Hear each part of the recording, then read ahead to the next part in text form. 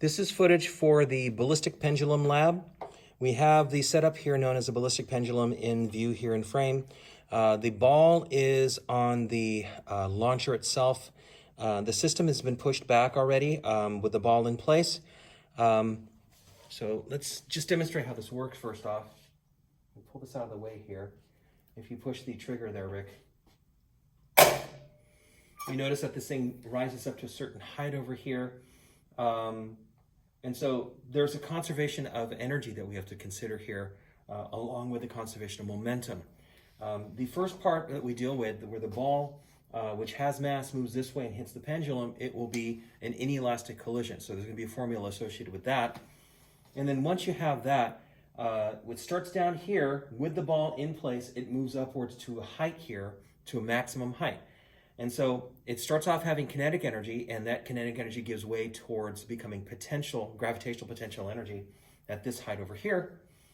And so what that does is a means to figure out what the initial speed of the ball is as it's exiting the launcher over here. And that's the whole scope of this part of the lab here, is to figure out how fast the ball is moving. All right, so the formulas are in the lab handout, but I'm going to give you some of the data associated with this right now. The mass of the ball itself, by itself, this thing here, this is 63.99 grams. The pendulum, this system here, the effective mass of that is given as 116 grams for the pendulum here, right? Now, we'll put this back in place here. Swing this back down. We use this pin here to make sure that it lines up fairly vertically. We tighten this up here, and we remove this pin out of the way.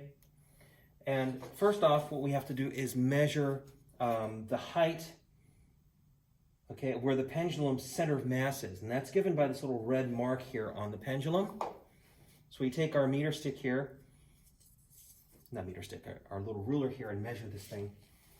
The initial height of this thing is given as 7.4 centimeters off of the surface here. All right. Now, after this is launched, goes up to a different height. So originally it was 7.4. Now we measure the center of this thing over here, and it looks like it's at 19.7 centimeters. All right, so 19.7 centimeters minus 7.4 centimeters, that's the difference in height that you get here. All right, we're gonna do this a couple of times. Now remember that the reference height over here was 7.4 centimeters. We'll measure the height of this thing over here. We'll do it 3 times, and you take the average of the 3 to get your value for the height over here, and you use that to calculate the initial speed of the ball over here. So that was trial 1.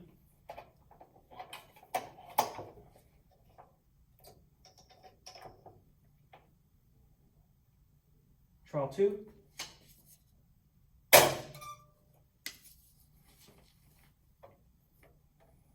Went a little bit higher this time. It's at 20.0 centimeters from the tabletop here, from the surface here.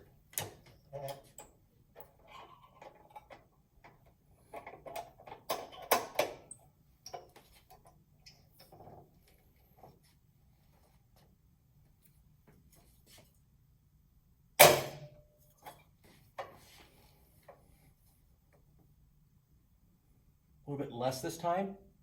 The value is 19.8 centimeters. All right, so those are your 3 values of the height over here. Take the average of those 3 to get the average height.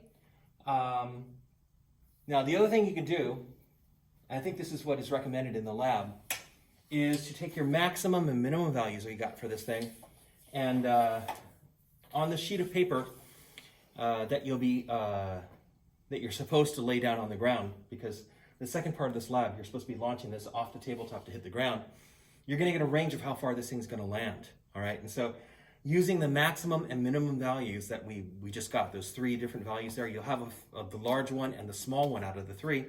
You can figure out what the range of how the ball, if it's launched, is it going to be, over here or over here? There's a little bit of play associated with how far it's going to land, depending on the initial speed, of course, right? So using the range of h, you should be able to calculate a range of how far this is going to land.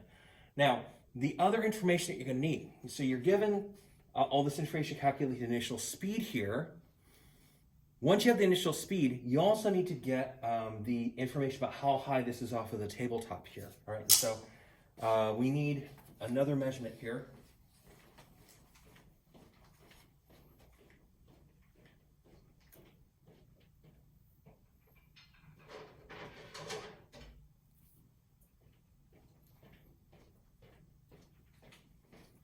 The measurement of how high the ball is from the tabletop.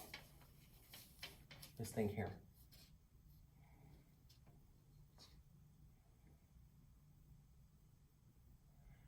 And it looks like it's about 101.5 centimeters off of the ground here.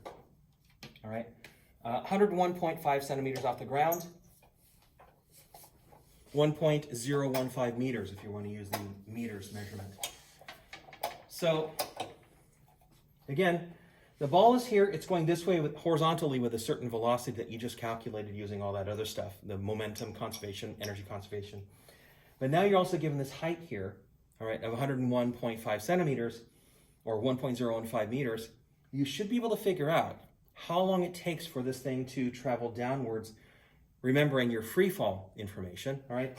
Because this thing is initially moving vertically, not horizontally, but vertically with 0.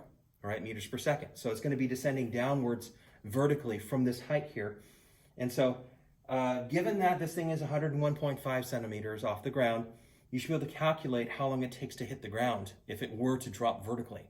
Now that time measurement, you use that time along with the speed going horizontally, you should be able to figure out where it's going to land on the ground using this information. All right, so we'll leave that up to you to calculate, and the next clip we'll run this and see how close you were to the actual value.